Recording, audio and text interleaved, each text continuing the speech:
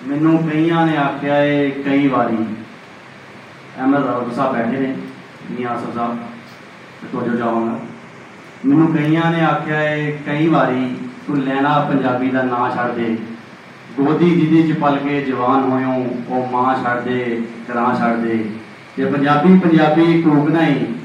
जे पंजाबी पंजाबी कूकना ही, जिथे खला खलोता है वो थां छड़ दे। मैनू इंज लगता है लोग आखते ने तू पुत्रा अपनी मां छड़ दे।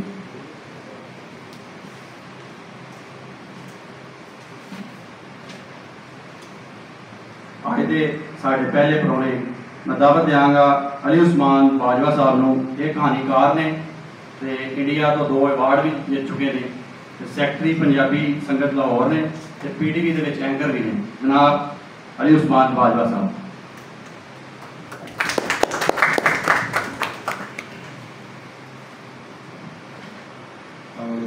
बहुत शुक्रिया, बहुत मेहरबानी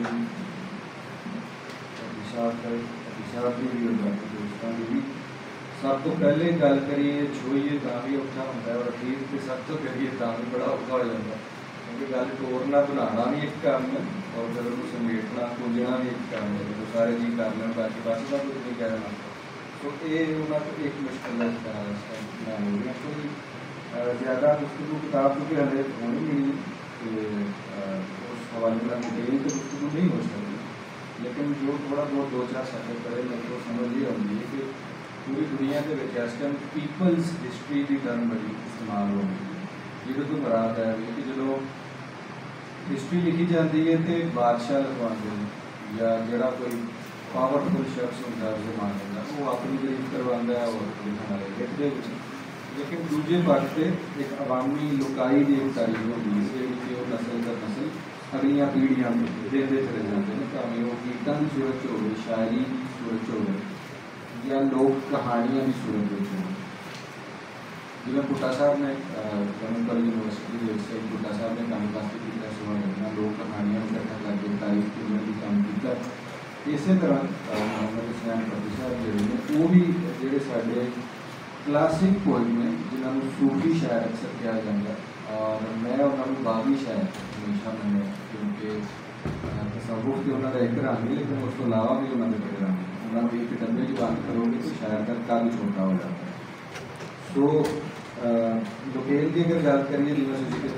किस तरह लोग की हिस्टरी एक तो दूजे थां पहुँचाते हैं, वो लोगों की हिस्टरी होंगी खादा पीता लाहे का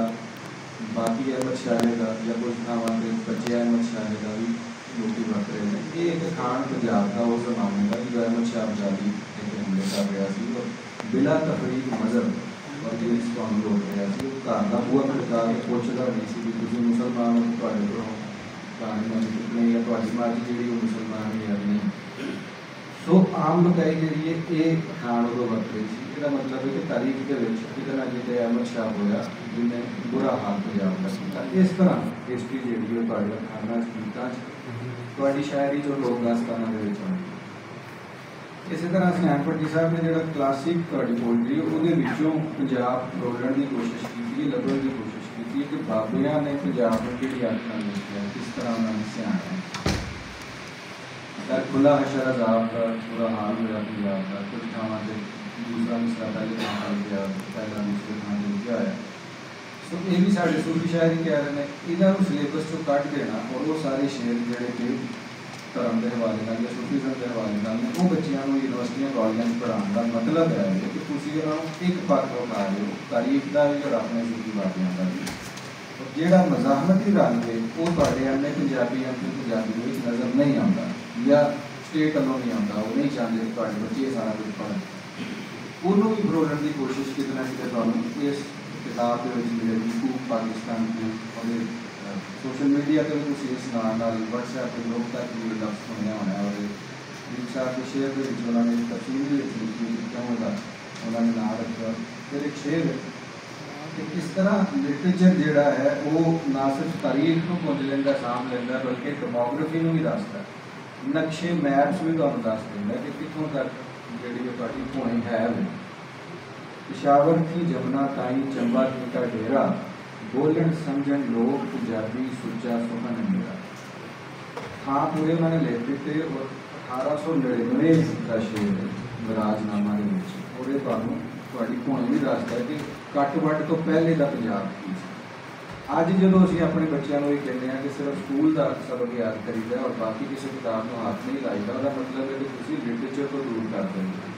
क्यों अदब जरूरी है, क्यों किताबां लिखनियाँ और पढ़नियाँ जरूरी ने, वो शेर भी तुहानूं दस रहे और उस तो पहले जो बुल्ले शाह का शेर पढ़िया वो भी तुहानूं दस रहे।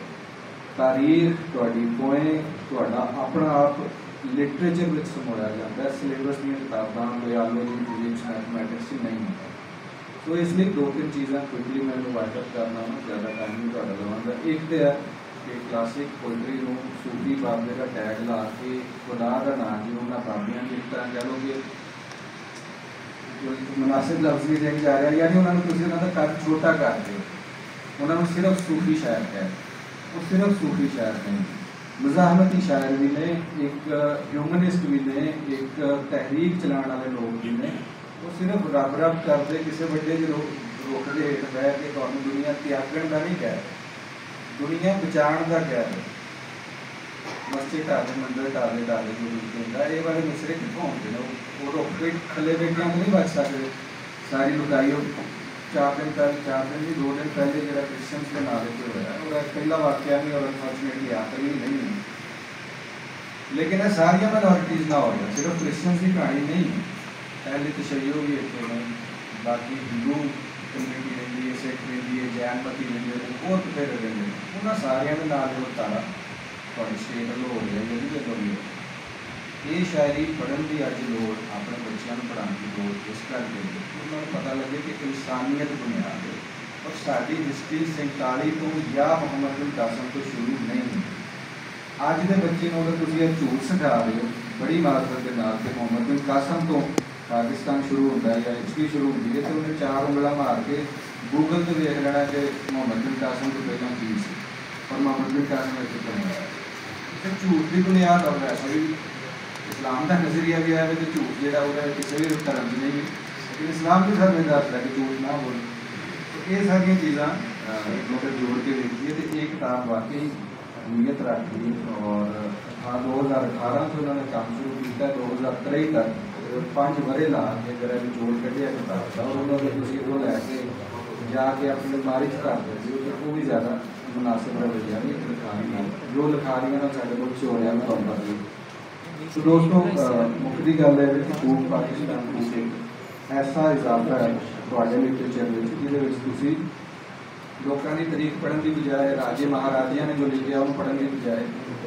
बाबिया ने की किया और आम लुकाई की मानती सी उस जमाने पंजाब में और वह की रूपरेखा उदों बनी और की रवैया हुण तक चलता आ रहा, तो तुहानूं ये काफ़ी तो मुबारकबाद मोहम्मद हुसनैन भट्टी साहब वास्ते उन्होंने ढेर सारियां